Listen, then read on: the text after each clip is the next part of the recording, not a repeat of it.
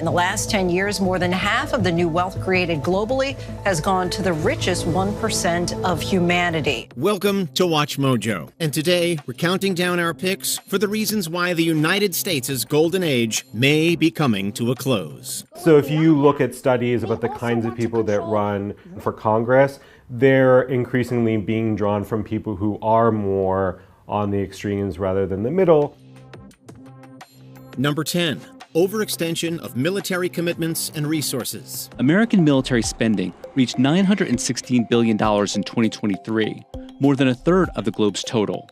People think we're sending a big check to Ukraine. It's really not the case. America is burnt out. Having long ago garnered the reputation of the world's protector, the country's role in mediating overseas conflicts has left it spread too thin and sputtering. The strain really began to show toward the tail end of Joe Biden's presidency, amidst Russia's invasion of Ukraine, the war in Gaza, and an ongoing economic conflict with China. Fortunately, we are at real risk as a nation of a geopolitical run on the bank because we have made commitments that are well beyond our military's ability to follow through on it. So this idea of increasing global presence is not just expensive, but it is not necessarily making the world safer, and in some places is, in fact, leading to more fighting. The second administration of President Donald Trump has aggressively tried to overcorrect this by pulling back on foreign aid programs, but those efforts have been met with widespread backlash and resistance. As such, it may be too little too late for an America that has fewer active Navy vessels than ever. Well, it's hard to know exactly the footprint of the United States military, but our military is definitely all over the world. I think you could sort of argue the United States tried to play a kind of world policeman role for, say, the 1990s and into the 2000s.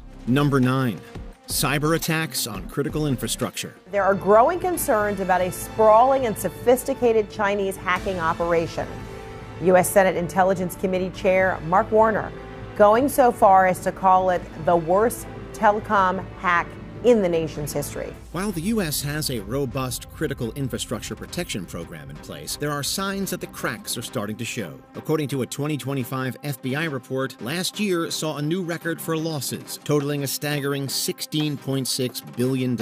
And despite the Bureau's efforts to stay a step ahead, successful ransomware attacks increased by 33% in 2024. In a letter to Congress, Treasury officials revealed that the breach happened earlier this month when hackers exploited third-party software to infiltrate several workstations.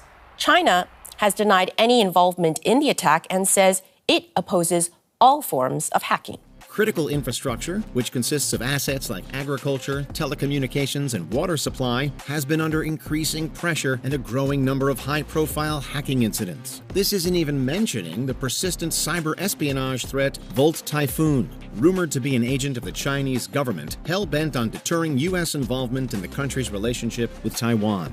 There has been far too little public focus on the fact that PRC hackers are targeting our critical infrastructure, our water treatment plants, our electrical grid, our oil and natural gas pipelines, our transportation systems, and the risk that poses to every American requires our attention now. Number 8. Breakdown of internal alliances and treaties. U.S. President Donald Trump is threatening to increase tariffs on Canada again, and he repeated lies about our relationship with the United States. President Trump made it clear at the beginning of 2025 that he would wage a proverbial war against countries whom he felt were ripping off the United States. Number 1 on his list of enemies was, of course, Canada? I'm running this country. I'm not running Canada. And that's why I asked Trudeau, who I call Governor Trudeau affectionately, but I asked him, why are we spending $200 billion to support Canada, to subsidize Canada? And he was unable to answer the question. I mean, why are we doing that?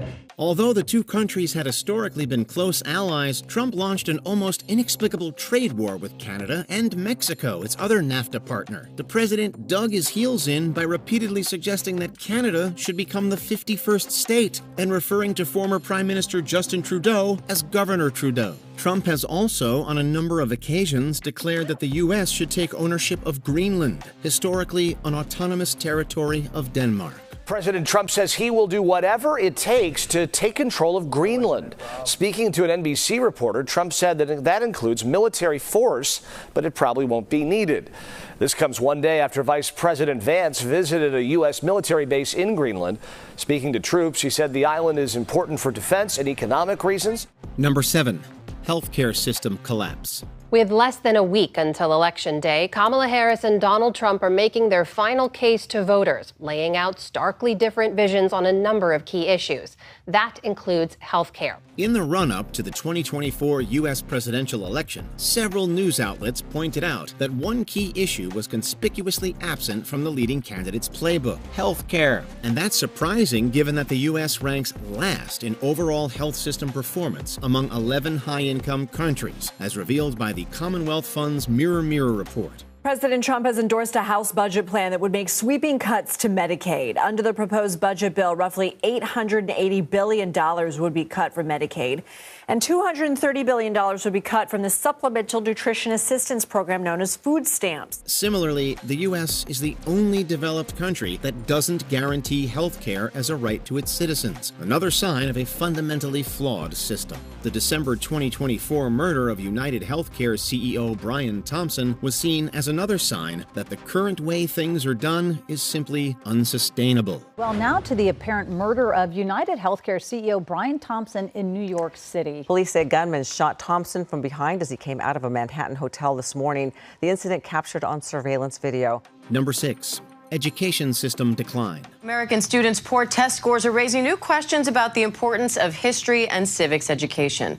A report from the National Assessment for Educational Process shows 8th graders' U.S. history test scores have fallen in the last few years, with only 13% of students considered proficient. While the COVID-19 pandemic had devastating consequences for American students, it might have only accelerated trends that were already bubbling up. Said Sarah Mervosh of the New York Times, quote, "For at least a decade, starting around 2013, students in the bottom quartile have been losing ground on the National Assessment of Educational Progress," end quote. The results are sobering.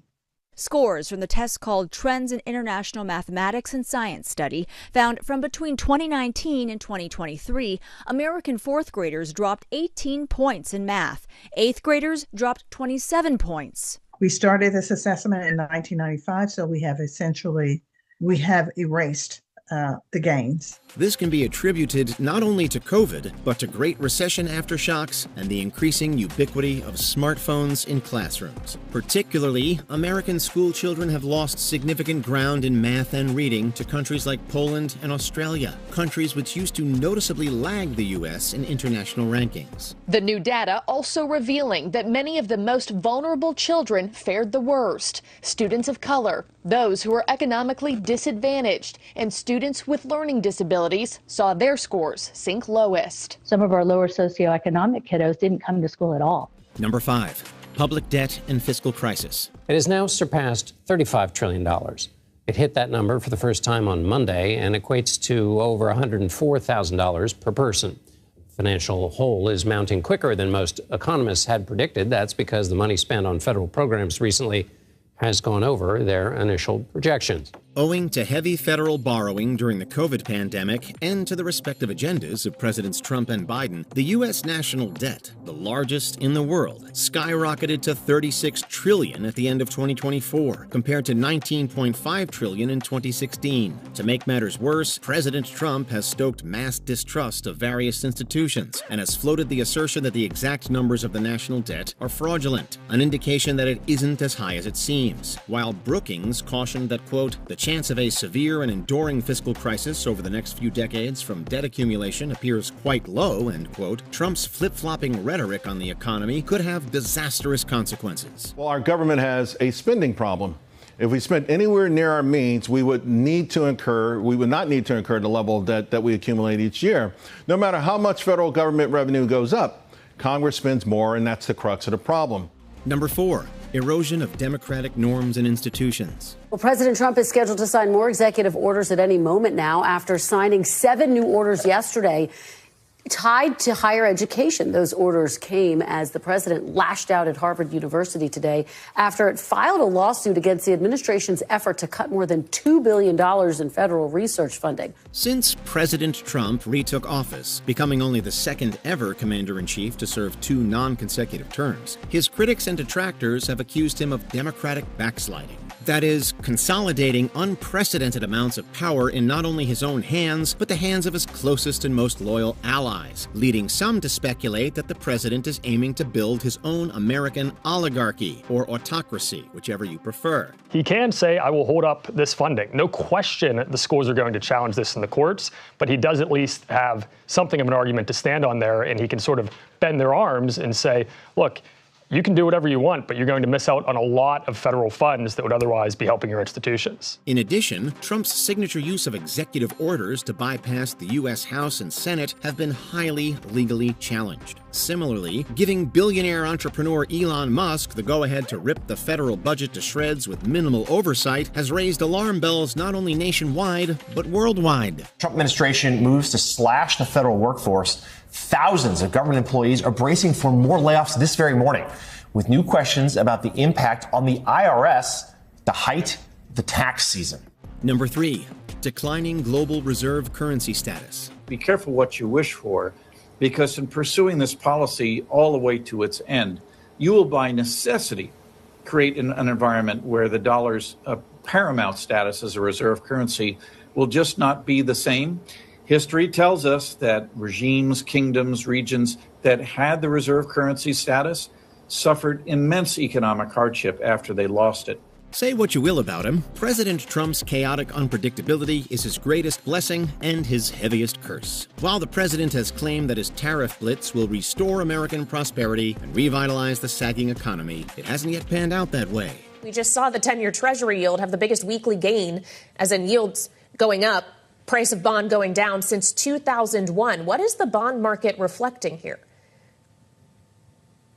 It really is reflecting that sort of concern that we are no longer the safe haven. This is something we've been for a very long time, the reserve currency of the world. Instead, the New York Times' Colby Smith noted in April 2025 that, quote, the dollar has lost value against the euro, the yen, the pound, and a host of other currencies, making imports from those countries more expensive for Americans even before tariffs are applied, end quote. Writing for Chatham House, economist David Lubin suggested that the Trump administration intends to weaken the dollar against other currencies in order to reduce the trade deficit, a view that's far from widely shared. I mean, clearly what we've seen over the last few years is, China wanting to use the renminbi as more of an invoicing currency, for instance. That will carry on, and some of its trade allies will continue to, be pushed in that direction. It is going to be interesting to see whether or not there is a European response over the next 4 years. That perhaps will depend on what happens. Number 2, internal political polarization and gridlock. For years, the divide has strengthened across America, many people saying they're unable to even agree to disagree. It's divided friends, it's divided families, it's made people be really ugly to each other. This ugliness, as Jana calls it, comes after what psychologists say has been building for years, a lack of listening to one another. The question has been asked again and again and again for the past decade. Why can't we all just get along anymore? Whereas previous generations of political leaders carried themselves with dignity and respect for their office, partisan politics has turned into a mudslinging wrestling match. I just won 2 club championships, not even senior. 2 regular club championships. To do that, you have to be quite smart, and you have to be able to hit the ball a long way. And I do it. He doesn't do it. He can't hit a ball 50 yards. He challenged me to a golf match.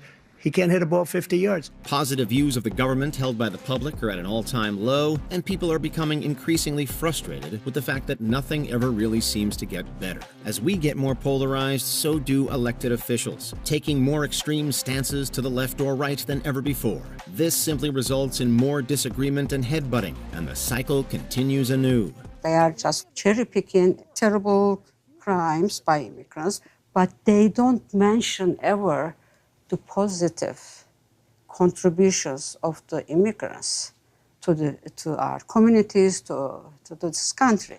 Before we continue, be sure to subscribe to our channel and ring the bell to get notified about our latest videos. You have the option to be notified for occasional videos or all of them. If you're on your phone, make sure you go into Settings and switch on your notifications. Number 1. Economic inequality and social unrest. $465 billion. That's how much richer Elon Musk, Jeff Bezos, and the world's richest men got in the last 4 years, according to a new report from the UK-based charity organization Oxfam. That amounts to $14 million per hour. Oxfam says, on the other hand, nearly 5 billion people are poorer than they were 4 years ago. Of all the reasons we've listed for the American empire's decline in our video today, it could be argued that the thing underlining them all is pervasive income inequality. While U.S. citizens have long reported feeling disillusioned with the ever-growing gap between rich and poor, the frustration is seemingly coming to a head in 2025. According to a Gallup survey, 40% of upper-income households say price increases are causing financial hardship. Compare that to 74% of low-income households. When it comes to closing the gap, many Americans are on board for change. Polling from Pew Research revealing 66% of Americans who believe there is too much economic inequality think the federal government should step in to help. In fact, the economy was once perhaps the most pressing issue of the 2024 election and a key factor in President Trump's re-election. The uneven distribution of wealth has left Americans feeling increasingly hopeless about their country's future, a sign that the U.S.'s grip on being the only world superpower may be slipping. Hardships, however, continue to hurt Black Americans all these years later, including what is a persistent wealth gap. According to a Federal Reserve Bank survey, the average level of wealth in a Black household was just over $200,000, while a white household averaged over $1.3 million. What do you think? Are we living through the last of the American empire? Or is a new era just over the horizon? Be sure to let us know in the comments below.